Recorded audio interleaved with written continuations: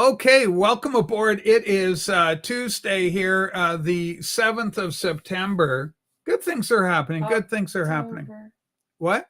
October. October. My producers tell me it's now October. I'm very elderly. Did I say? You know why I said September? I've been busy doing genealogy all morning, and I've been adding in dates, and I just finished doing one in September. Graves all in a place called Neshua, New Hampshire. A lot of the Irish came over. My Hogan people. I'm like, Colonel Hogan. So I've been all in New Hampshire doing a lot of. They all came over, kind of brothers and sisters and everybody. They kind of came en masse during like 1870, 1880, kind of somewhere in that decade. Anyway, I digress. That's my genealogy. I just love it. But I'm in with the Irish today because we've got some DNA matches and stuff, which is really cool. And you can follow them back. And anyway, it's a big day for that. The real big news today, the number one story for me, more than Carney, more than anything, even though in the long term, I think that has the biggest implications. We'll get into it.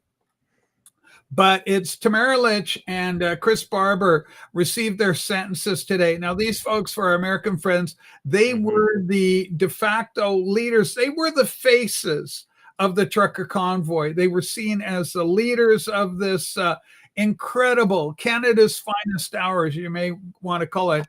And Chris Barber sentenced first, followed by Tamara Lich. Some great commentary.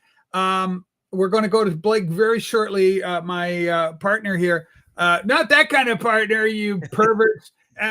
Just good, but no, I got my producer here. But anyway, here we go. Let's see what Sue's got for us. Okay, well, we'll start with Tamara. She was the second sentence, but here we go. Here's Tamara's sentence. The conditions are insane. Breaking Justin Heather Perkins McVeigh issued a brutal sentence to trucker convoy organizer Tamara Lich.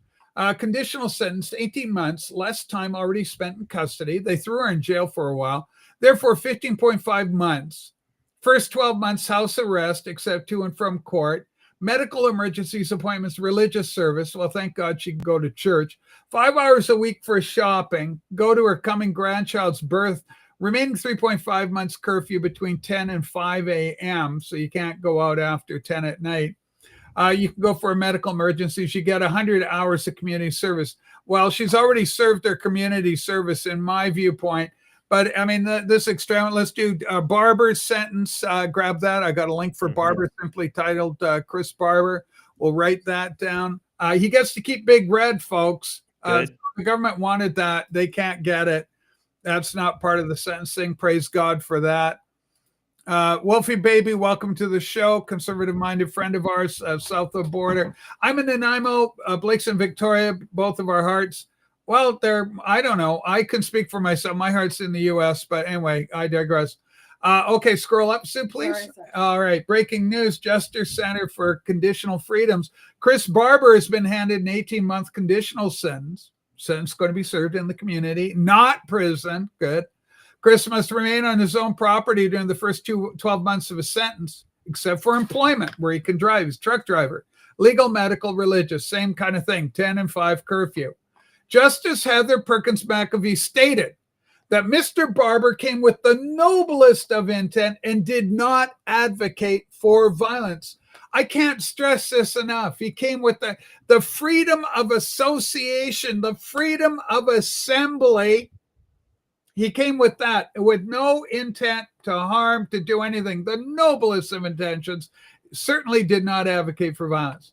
Perkins emphasized the peaceful nature of the 2022 Freedom Convoy, describing it as a, quote, nonviolent protest, no property damage, no intent to harm critical infrastructure. She notes that Chris moved his own truck and encouraged others to do the same, consistently promoting cooperation with law enforcement. A detailed analysis will follow shortly. There's Chris, thoughtful, pleasant fella. Scroll down a little bit more, just underneath the bottom. There we go. Post your plot. Okay. If you think this sentence is good, you've lost the plot. It could have been worse, but think it good. Good proof that we have Stockholm syndrome. Take heed, remember who the true criminals were, and our antidotes must be found pronto, and that's good enough.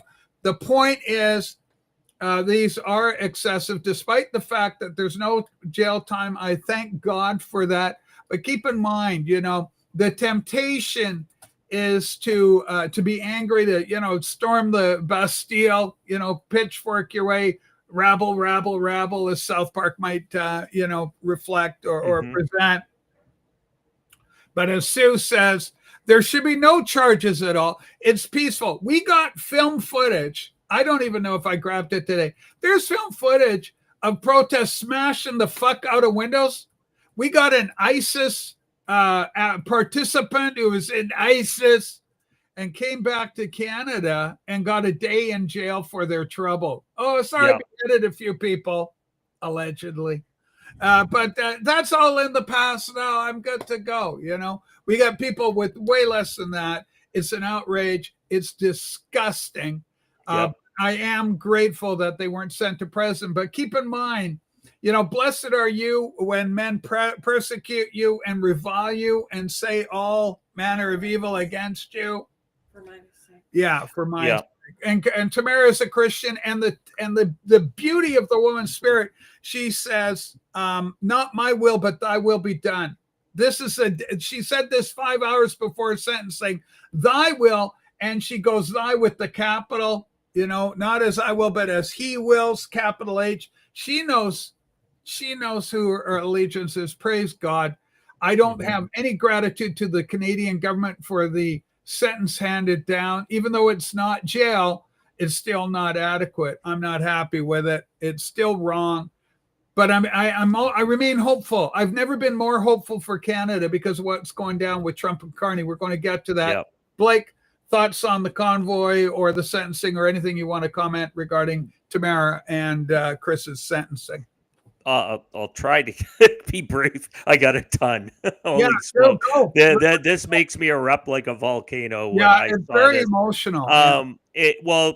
Because this was still a sentencing that shouldn't have happened, period.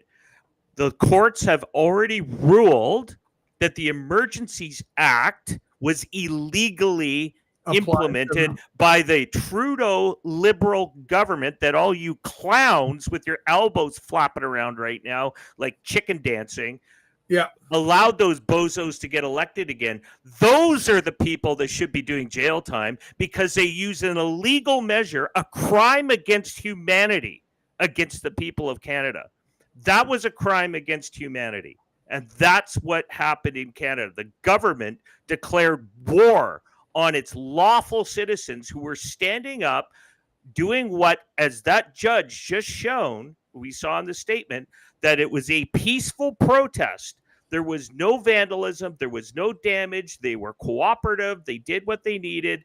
But the Crown, the government, the liberal establishment, the Laurentian elite was trying to send a message that the lawful people of Canada, you need to obey us, even though we are the criminals, we are being unlawful, and people were fed up with the COVID bullshit that was being pounced on every single citizen of this country and around the world.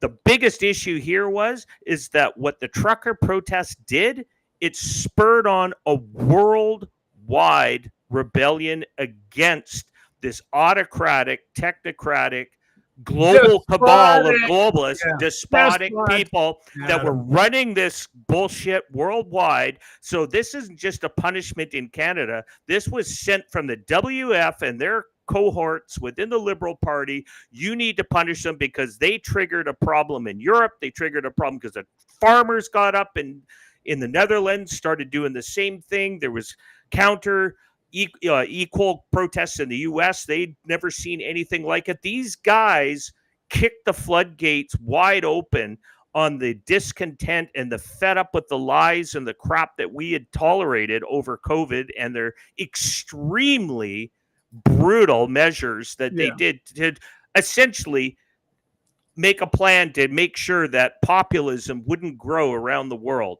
This was their way to take it all out at once. And it's been shown. And it's no longer a wet market bullshit. If you buy that, you're the conspiracy theorist, because I'm sorry, that's fake news. This was done in a lab. It was released purposely, and it was done. period. So Holy YouTube, shit. don't take us down because you said we can talk about it Yeah, now. YouTube, you fuckers. So I think in the end, any charges that should have been thrown out right off the bat when the Yeah. Emergency Act portion came out. So, Yeah. no, it was illegally implemented. The police that were involved in that, you guys were stomping on people with horses. You were pushing and you were the violent people. You're the only side that was violent. And in this, there should be charges laid against them. But as you correctly pointed out, we haven't seen one Hamas hole. We haven't seen one Antifa person. We haven't seen one BLM rider from 2020 onwards. Not one of them spend any significant time in jail outside of maybe being picked up and let down off the street.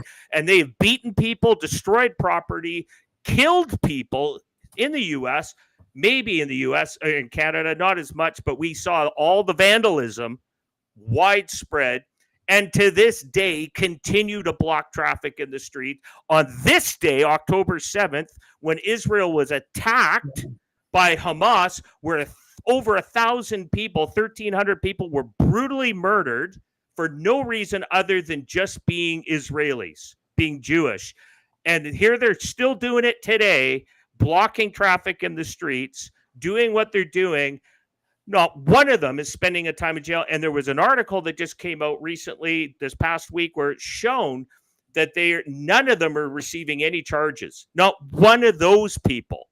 And those people are the terrorist supporting people. These are the Marxists, the anarchists, the non-peaceful protesters. These are the people that are insurrectionists in Canada that should be charged and put in jail because they're not peaceful in their protests. They're violent, they're damaging, they beat people in the streets. They are a danger to society. But again, Canada, you just got the message. If you're a lawful citizen, stay in your nice little Stockholm Syndrome world. Don't stand up to us because we're the only ones allowed to be criminals. And that's what the government is saying. They can be a criminal government and nobody will hold them to account.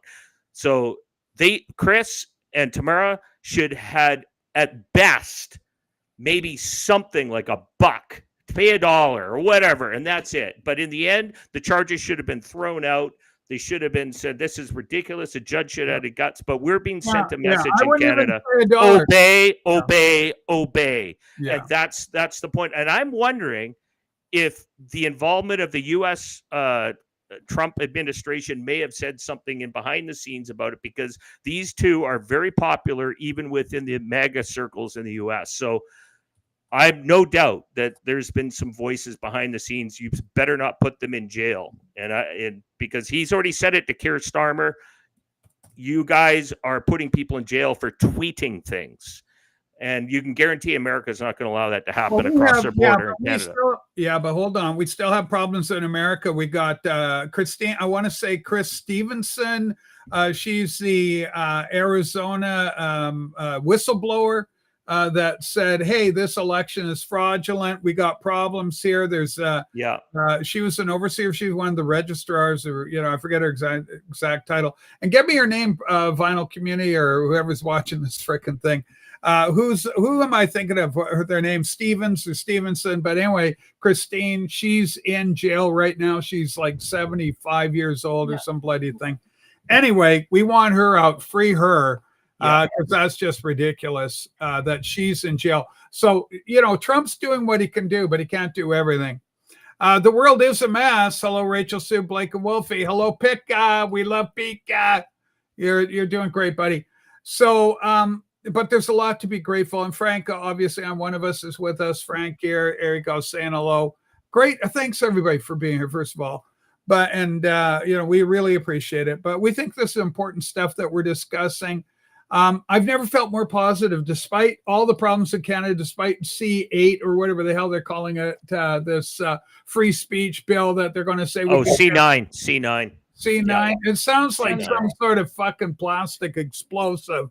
But anyway, the point is, I've never felt more confident that Canada is on its way out, that we are going to be absorbed by the Americans. The United Kingdom and King Charles notwithstanding, I don't believe they've got a case. We're North America. You're over there. We're over here. Fight me. America could beat England with one hand tied behind its back at this point in time. So, this is it's really amazing. Blake tweeted out and sent a message, tagged me, and it was very accurate today. I didn't actually bring that one in, but Blake will tell you about it. He'll articulate his point about it all. But I couldn't agree more with him. The one thing that really stood out to me, the one post that really kind of said it, was this one. I've got Mark Nixon, who I wrote down Union Canada, USA. It's the second from the bottom, producer Scusi. So let's take a look at this. This thing, just the way it was framed and the way the guy articulated it, it reflects what you were saying too, Blake. But okay, that's not the right one. She's working on it. Holy smokes. Tina Peters, that's it. Thank you, Wolfie, for that. I would say Christine Stevenson or something. It's Tina Peters, ladies and gentlemen. Please keep Tina Peters, your thoughts and prayers. My desire in that situation would be for Trump to go down to the jail with his administration en masse, go to the jail, stand outside if they won't let him in, and set up a microphone, put the presidential seal of the United States of America right there, and address the nation, State of the Union, right on the property of that penitentiary. Fuck Arizona. All right. Or that, the corrupt government that's there. Yeah, Democrat governor. Illegitimate. The government's established in Arizona. All right, here we go. This is a thing of beauty. Watch Donald Trump abolish Mark Carney's entire 8-month record in 30 seconds flat. Trump, there's one very easy way to solve that problem. And then in quotes, it's going to be the 51st state. Now watch Carney's face. That's the look of a man realizing that he's not negotiating. He is being absorbed. I want you to listen to this clip very carefully and watch hang on, let me take this comment down. I want everything unobstructed here. This is a real watershed moment. This is America absorbing Canada live in real time. This is absolutely amazing. Here we go. Now they're all moving back, they're moving back. We have, right now, I was just telling Mark, we have 17 trillion, but it's really much higher. That was as of a couple of months ago. Yeah. We have over $17 trillion being invested now in the United States. As an example, Biden, he was the worst president we've ever had, but they had less than 1 trillion in 4 years. We have more than 17 trillion in 8 months. 8 months. 8 months. And I think that number is going to be $22 trillion. There's never been anything like that in the history of the world for any country, not even close. If you did 1 trillion in a year, that's pretty good. We're going to do over 20. And it's coming in with AI. It's coming in with auto plants. We're building auto plants, a lot of auto plants in the U.S. It's coming in for a lot of reasons. It's coming in because of the fact, I think the November 5th election was a big factor, and I think the tariffs are a big factor. And again, we want Canada to do great, but there's a point at which we also want the same business. We're competing for the same business. That's the problem. That's why I keep mentioning one way to solve that problem is a very easy way, but we're competing for the same business. Competing for the same business. Is that a wink? Yeah, he winks because he winks at the point because Trump's doing the 51st state thing. Clearly, that's what he's alluding to. He's winking back to his cabinet ministers. And Carney knows, we got to wear the punch on this one. There's nothing we can do. Yeah, that's what Trump thinks. Maybe he's going, sending a message to them. That's what Trump thinks. But it could not be more clear. I'm going to let Blake. I could turn over Blake shortly here, but I just want to conclude with this comment. That it's really, really clear based on the numbers. We saw 65 billion in the hole for Canada. In the same period, we're seeing 17 trillion for Trump. This is remarkable.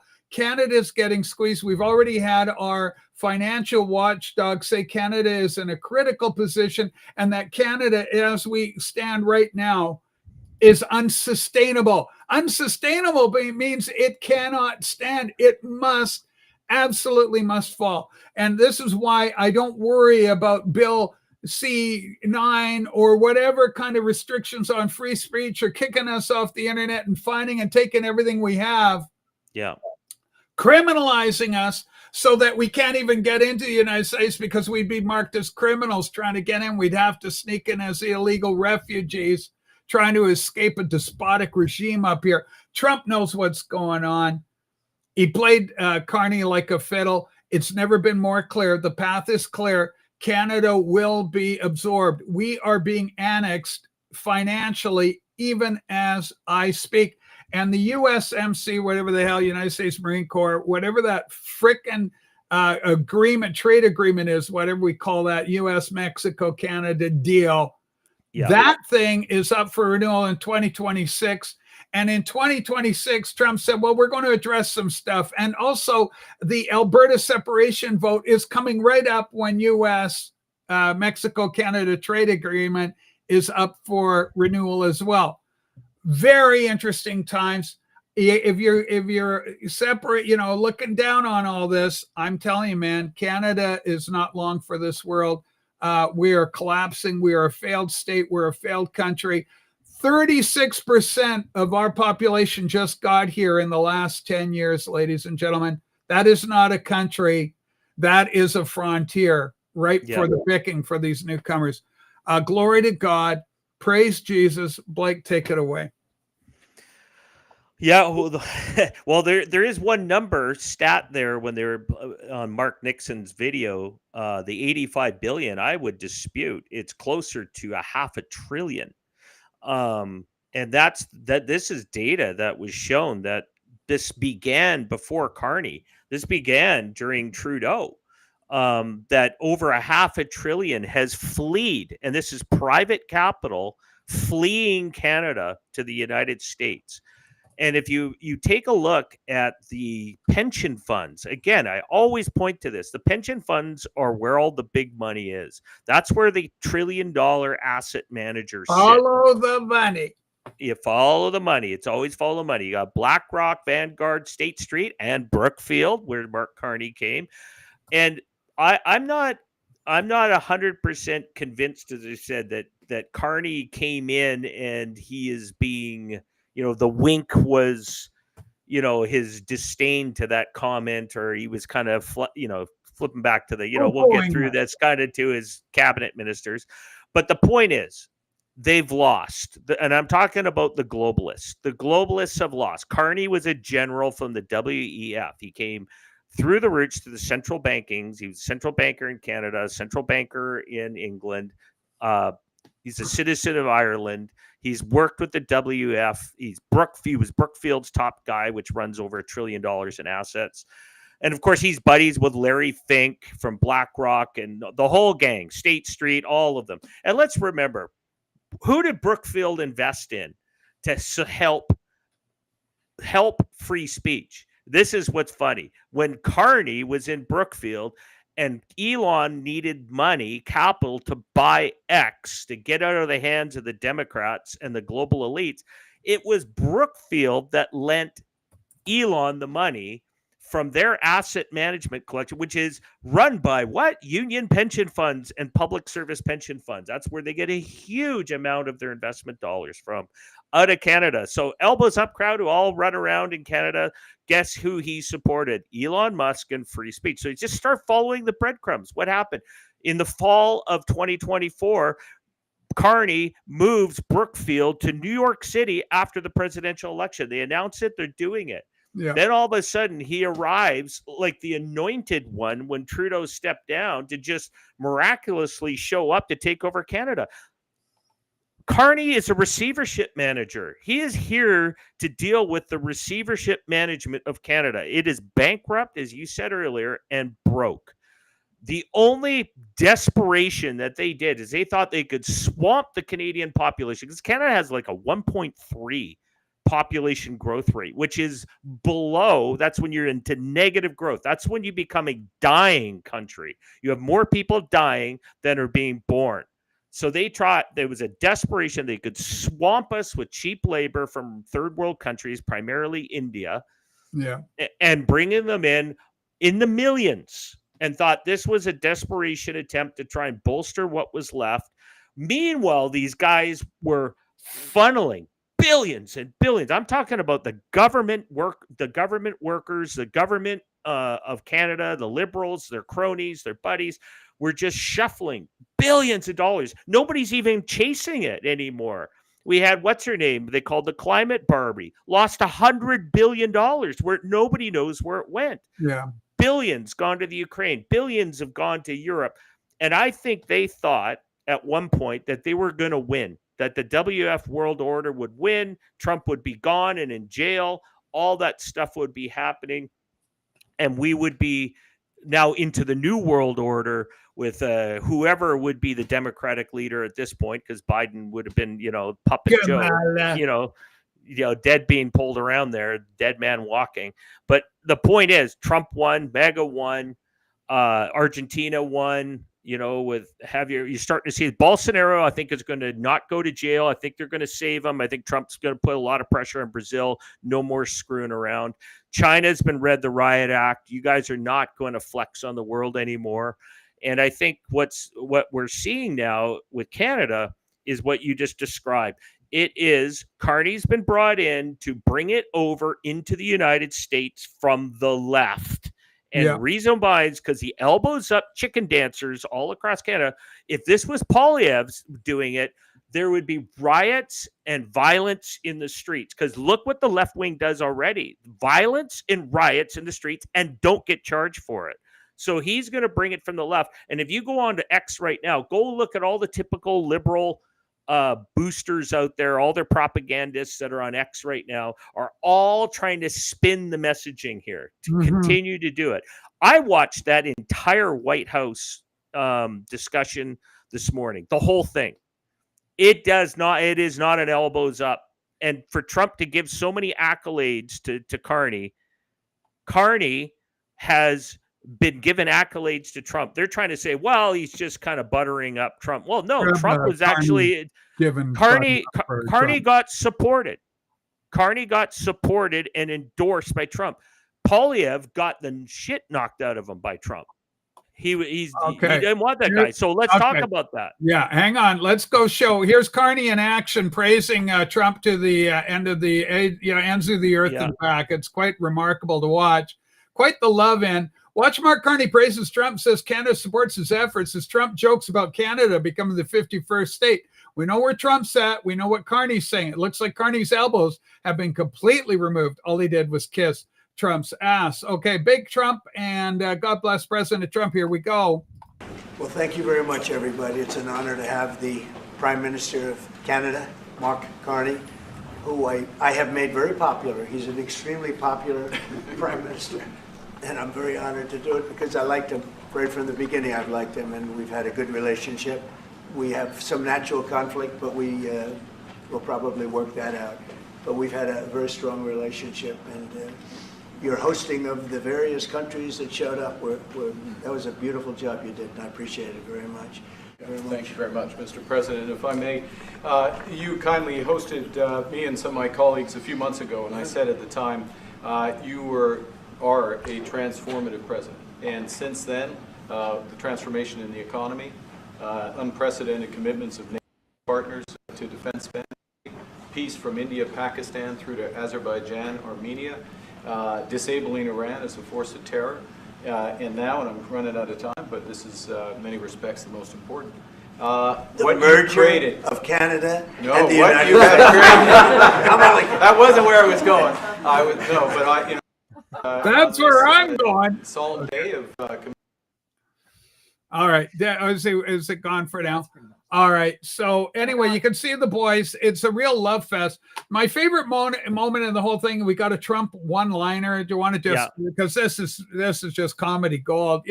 This president, he's so down to earth, so damn likable. Retards on the left notwithstanding.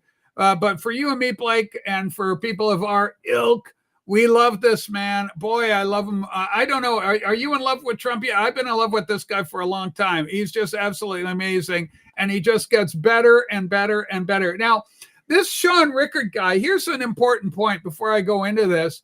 His comments are quite negative about Trump. His comments are quite negative about Carney. This guy is what I call a Conservative Party member. The Conservative Party of Canada is under the mistaken notion that Canada can in some way be saved or preserved. my argument is Canada is beyond saving. That with 36% of our population here, 10 years and under, it's the Wild West out here. A dying population, as Blake said, of hardcore traditionalist types that were the conservatives, that were the ones that are holding the country together with a sense of its traditional identity and values being supplanted by newcomers coming in with Islam and various other belief systems that are contrary to Canadians' way. Like, for example, taking a shit in a walkway downtown. I just saw that downtown Toronto. Some newcomer having a nice dump of his, defecating right there. In those beautiful little glass walkways that join a building. We used to have one here in Eaton Center in Victoria. Yeah. But anyway. So anyway, this Sean Rickard writes this, but what he says is not so as important. What's important is what occurs here with the president, because he is funny as hell. Did anyone else throw up in their mouth? Listen, theatrical vomit-inducing horseshit from Trump and Carney. Watch the entire press conference, see Carney fold like a cheap suit and kiss Trump's arse so hard his lips turn brown. Well, so he should. Trump holds all the cards. If you don't know that yet, retard. All right, play the clip. Anything the Prime Minister has done that's making it more difficult to reach a deal?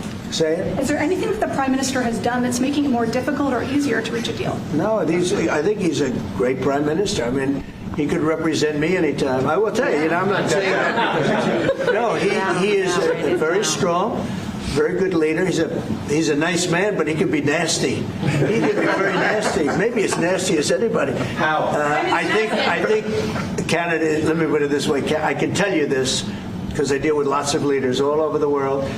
He is a world-class leader. He's a man that knows what he wants. And I'm not surprised to see that he won the election and won it substantially. And I would think he's more popular now. He's a good man. He does a great job, and he's a tough negotiator. So what's holding things up? If he's a great man and you want to do a deal with Canada, why aren't you? Because I want to be a great man too. Thank you very much.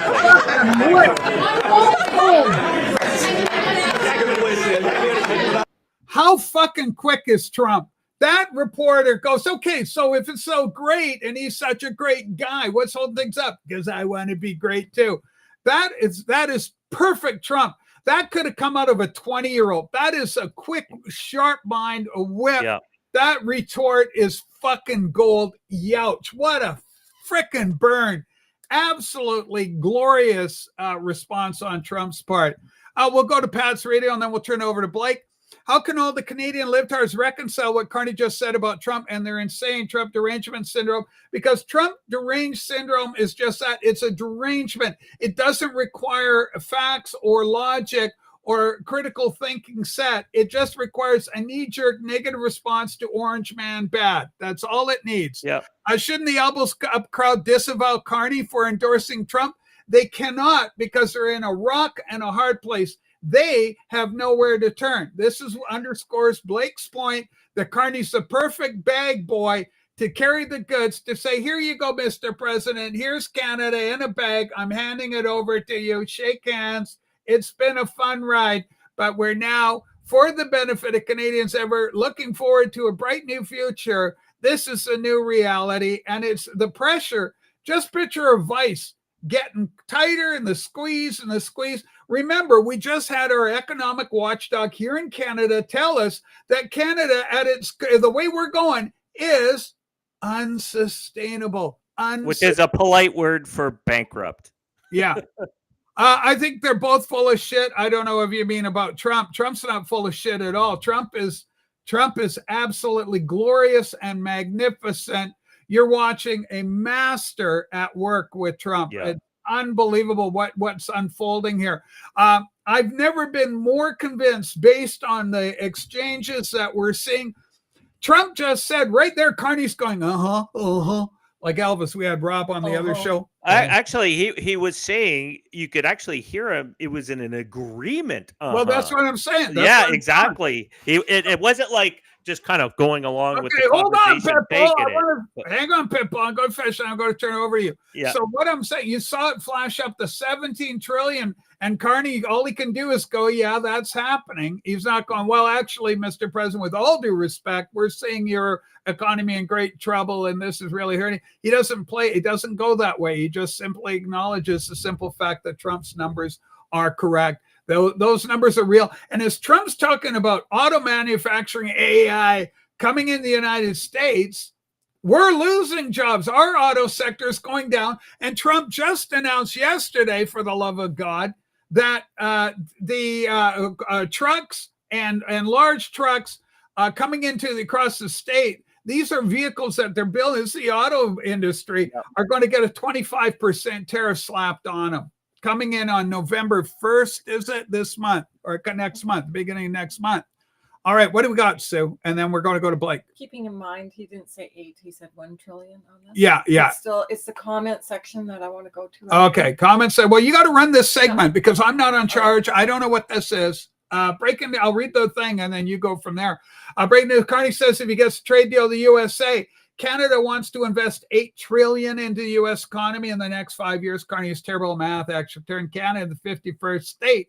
Our economy is only worth $214 trillion a year. So that'd be 80% of our revenue going to the U.S. over 5 years. They actually calculate it for somebody else. But go ahead, read the comment you want, Sue. Well, I'm just pointing out here that he meant 1 trillion, but it doesn't matter. Yeah. He said a trillion. But as we go down through the comments, it's just kind of cool to look at some of the stuff. I don't want to read them out, but okay. Yeah. Well, so clearly, no matter what Carney said, it's a 1 trillion investment Carney plans to give to the USA over 5 years. Pierre is correct. No matter how liberals try and spin that bad news, losing $1 trillion in investments when we are broke as a nation is not good for us, and so on and so on and so on. It's an easy answer on that one. Okay, go ahead. So simple.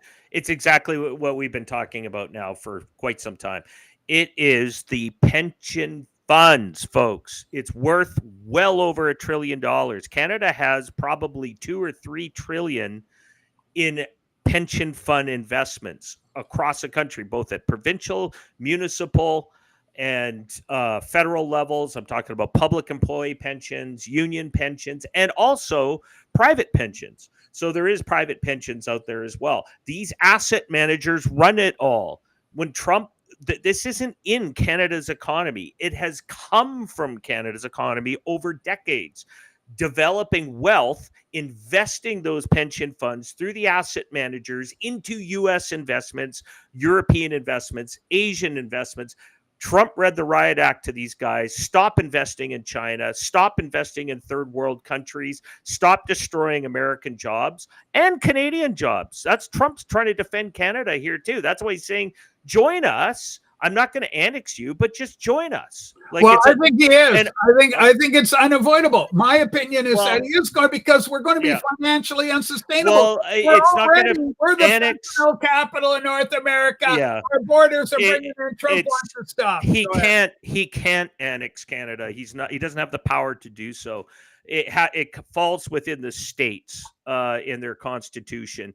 And that's just how it works. If an area wants to petition to become part of the United States, be in Alberta, or whoever, a province or Canada, they actually have to petition for it, and the states have to vote on it. Now, what's unique about Canada is there actually is a constitutional provision within the U.S. Constitution for Canada to join, where most areas need almost 100% approval from the states. Canada only needs 9 states to approve.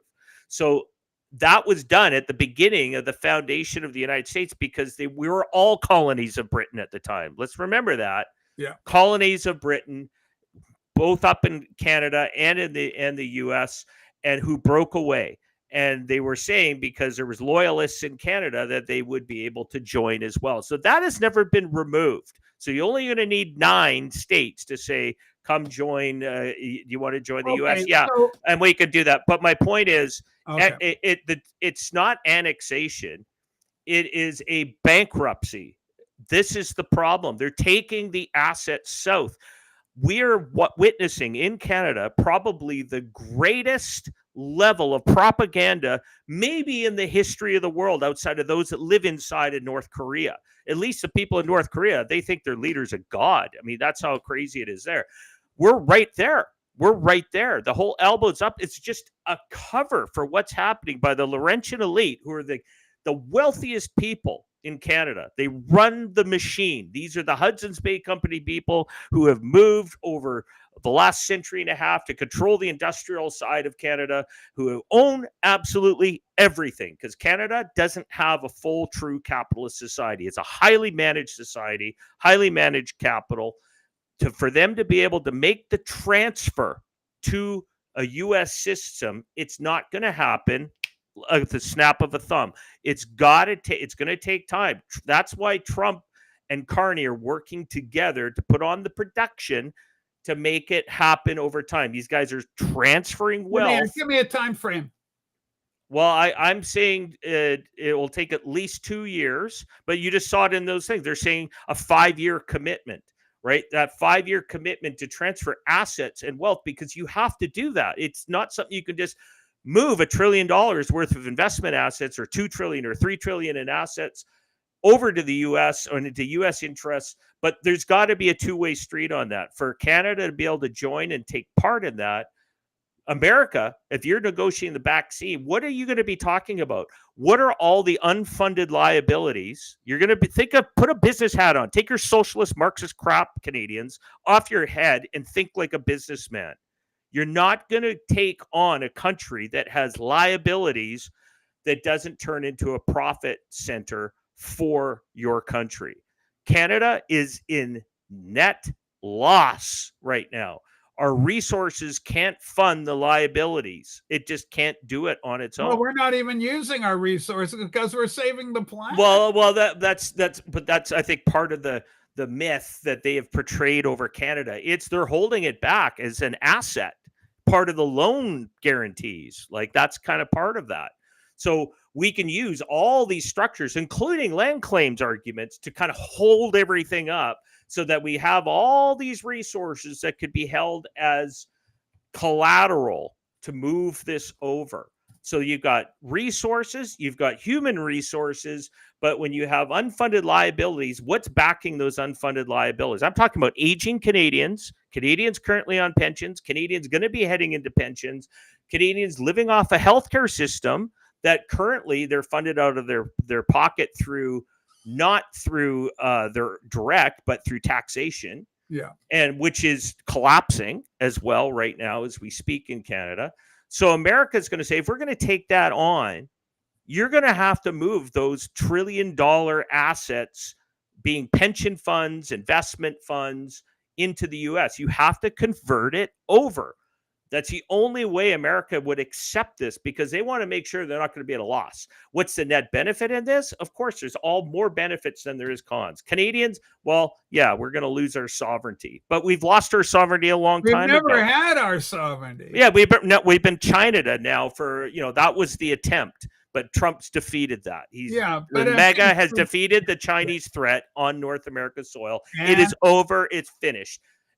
As you've said yourself many times on the program, when we look at the history, we're Rupert's Land. We're the frickin' Hudson's Bay Company. We're hunting beaver.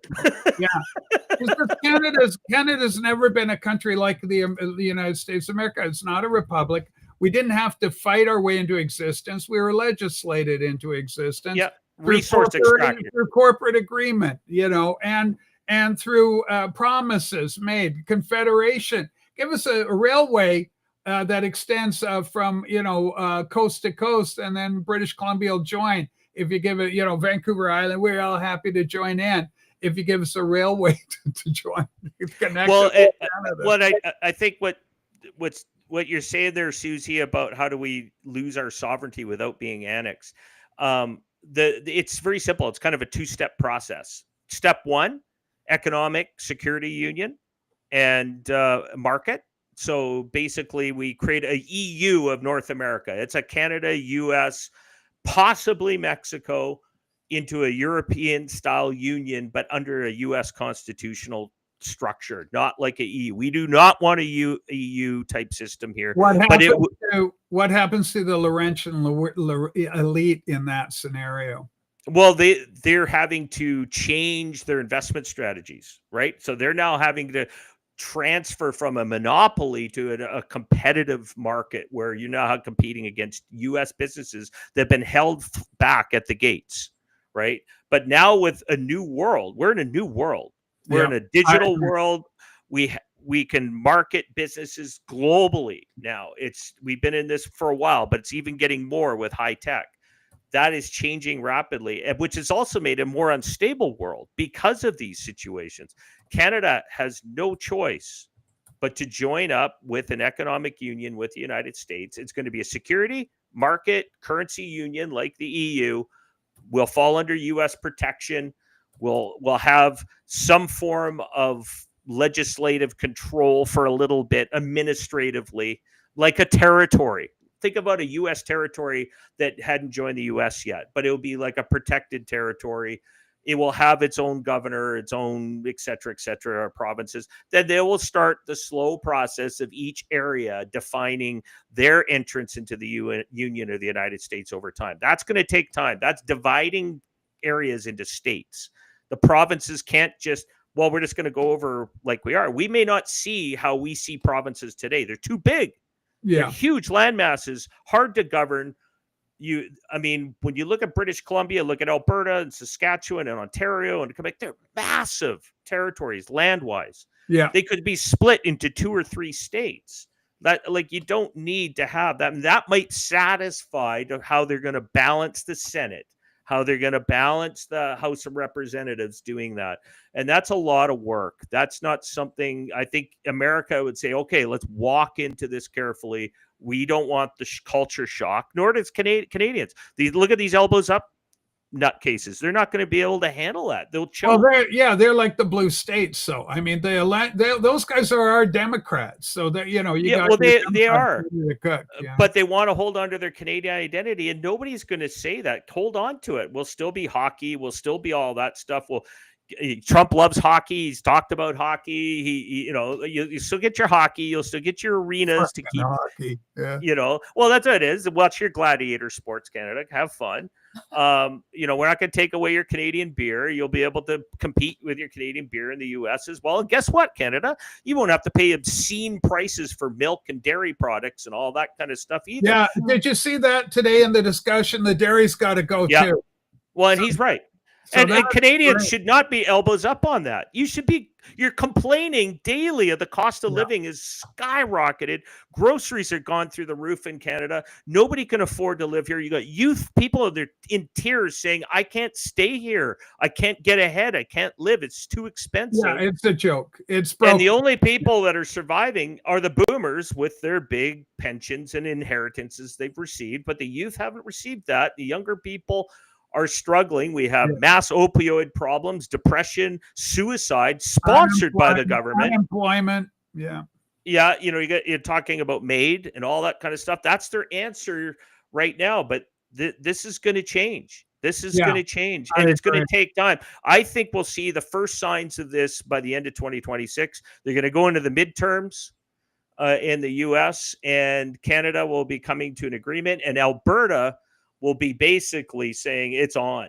Alberta's done. And Carney's desperately trying to tell Daniel Smith, hold those people back for now because we're going to negotiate as a country our receivership entry into the U.S. so that we're all going together rather than you go and the whole thing collapses, right? But Albertans are more like Texans. They're like, they're done. They're fed up. They're finished. They're ready to go. Aren't we all? I'm fucking fed up. If you're not fed up, then there's something wrong with you. Well, the people who are not fed up are the people who have wealth and are making money off the system right now. Yeah. So everybody else who's suffering, struggling to get by, and let's face it, there's a chunk of us in our country that are CCF, NDP, socialist Marxist type. They hate anything to do with capitalism, and they're just going to fight it all the way. Bastards. Yeah, you got it. These are really interesting times, but I like your comments about Carney and Daniel Smith is a premier governor of Alberta. And kind of how they're talking with one another, and that maybe Carney's saying, "Cool your jets, we understand."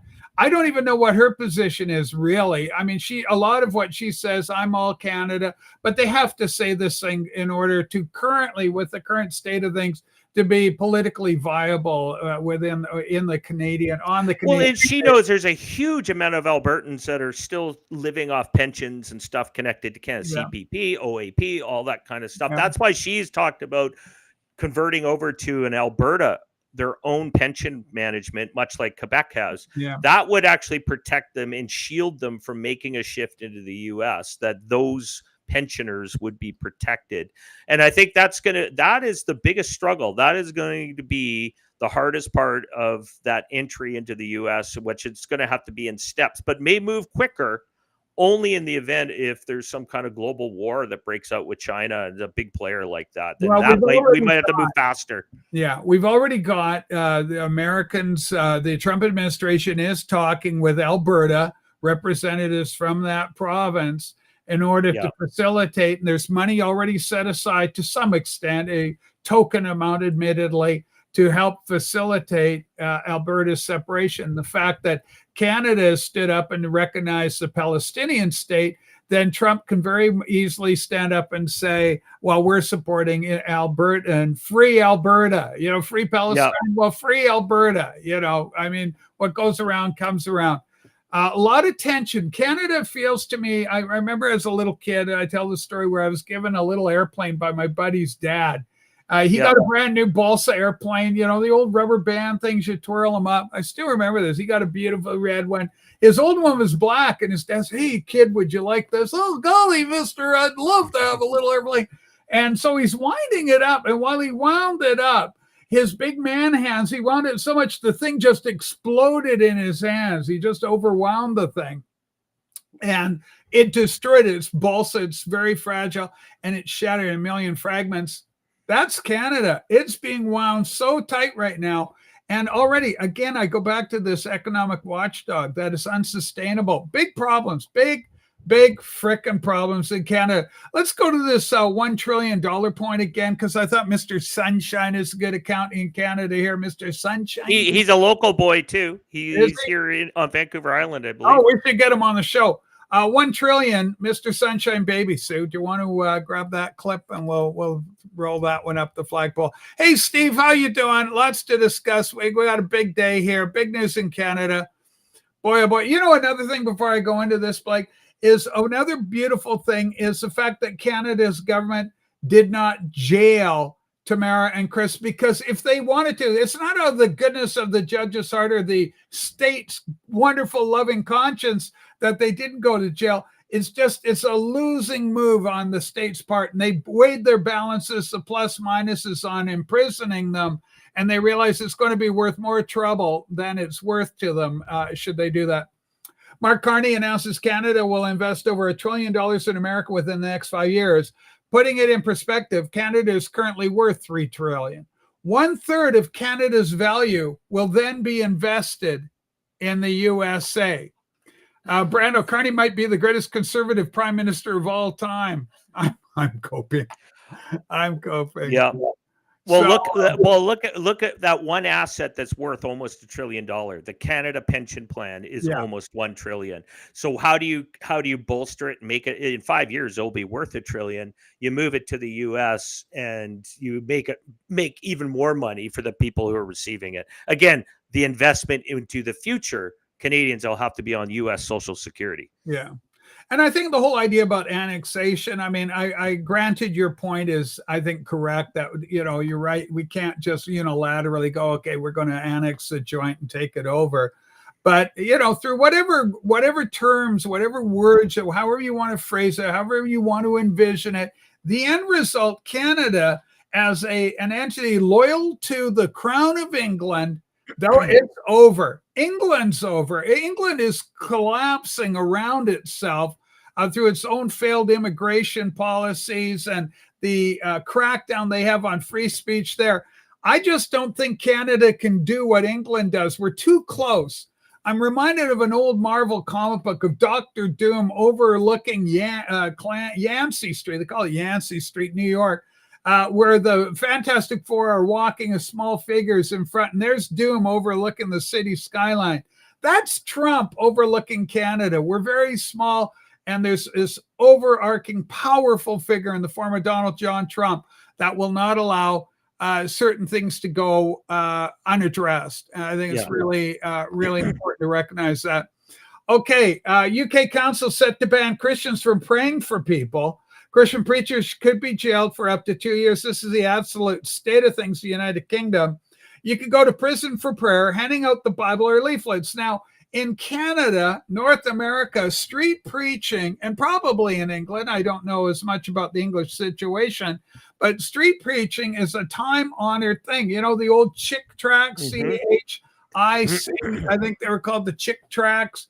They were great. They were kind of funny, and they were melodramatic, and you're going to hell, and they were scare preaching. But preaching the gospel out in the street, repent, be saved, all this stuff is a long storied tradition in North America. And I know it does to a certain extent in England, but they're trying to outlaw it over there with more of their dwindling free speech. I mean, 1984 in overdrive over there. I guess we can play the clip on this moron. GBN Tonight with me, Martin Daubney.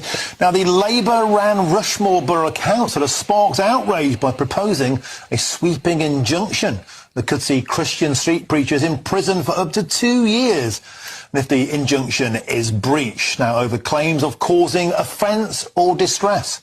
Now, under the proposed terms, Christians will be banned from praying for individuals, handing out religious leaflets or Bibles by hand, and laying hands on people in prayer, even with GBN Tonight with me, Martin Daubney.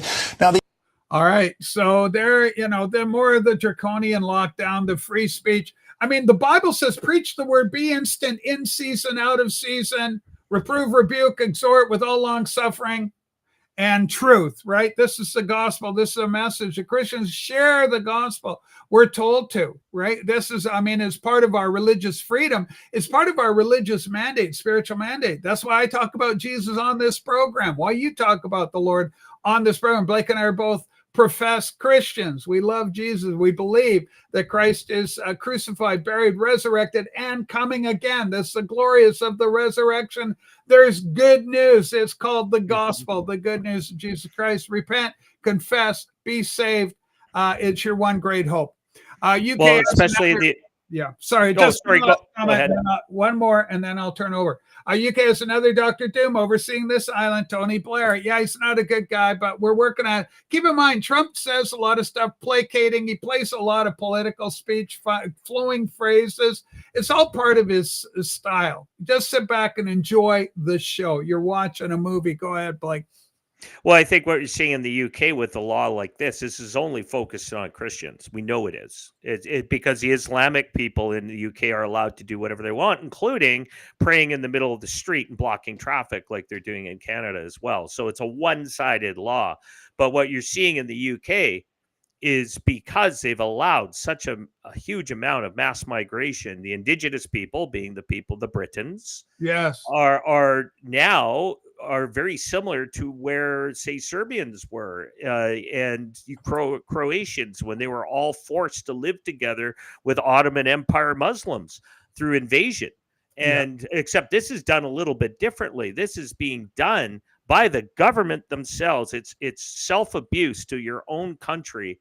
And changing the culture of it so dramatically that now you need to have tyrannical rule to keep order, is what happened to Yugoslavia. That's how you got Emperor Tito. Emperor Tito kept Yugoslavia together with an iron fist. Yes. Because you had so many ethnic differences there. The Serbs didn't like the Croats. The Croats didn't like the Serbs. The Croats and the Serbs didn't like the Muslims. Tinderbox, they call it. The Slovenians also wanted their own world as well. And when Tito died, it exploded into civil war.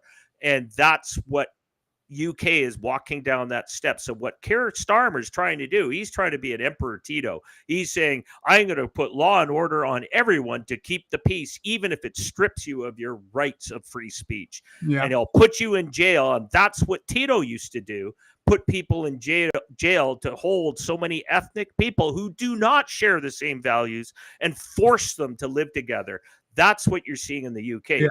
Forced assimilation into living with people who culturally don't coexist. You can have your little stickers on your back of your cars, your coexist.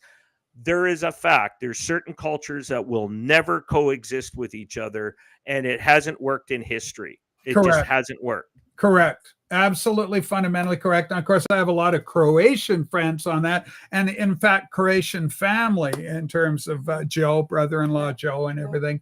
But, and I speak the language Croatian. So I grew up, my best friend Rudy was a Croatian kid, came over. He was born in Naples as a refugee coming out of Croatia during that troubled time. And Tito was a very divisive character and not popular in Croatia at all. Very popular in Serbia, but not popular in Croatia. And of course, it fragmented. There's no way you can hold it together. It's just ultimately going to frag because of its own disparate nature. Yeah. Final word from me on this show, and I'm going to give Blake the final word overall. I just want to give a huge shout out to the people of Israel, not necessarily the government, because I think there's some problems there, but I do want to voice my love and my support and absolute endorsement of the people of Israel. And we remember October 7th as the attack by Hamas, where so many innocent lives were lost. And it's heartbreaking. But, you know, if we've learned anything, don't knee jerk at the problem. Don't know when you see the broadcasting the dead bodies on TV, everything in you wants to seek justice and vengeance, all this sort of thing. Take a step back, be calm, and kind of evaluate from afar. But God bless the people of Israel. We love you. Blake, your final word on the show today. Anything you want to say? Yeah, I think 100% in agreement on that. Obviously, it's a big day for people who are Jewish around the world who support Israel to have that only 2 years ago mass murder attack on non-military targets. And Yeah. I think that's the way to look at it. You know, and now Hamas wants the world to feel sympathy for them while they hide behind their own citizens as shields and continue to do war. But the good news is it looks like Trump and the administration and a few other powers, I think Turkey's helping with that as well, to kind of get Hamas erased from the fabric of the political class of the Palestinians. Break their power. And break their power. And now with Iran being completely isolated from that, I think that will help. I think we'll also see Hezbollah being pulled out of, or at least they're being shut down in Lebanon, which is good because Lebanon was a great country before Hezbollah turned beautiful. into A Christian nation, ladies and gentlemen.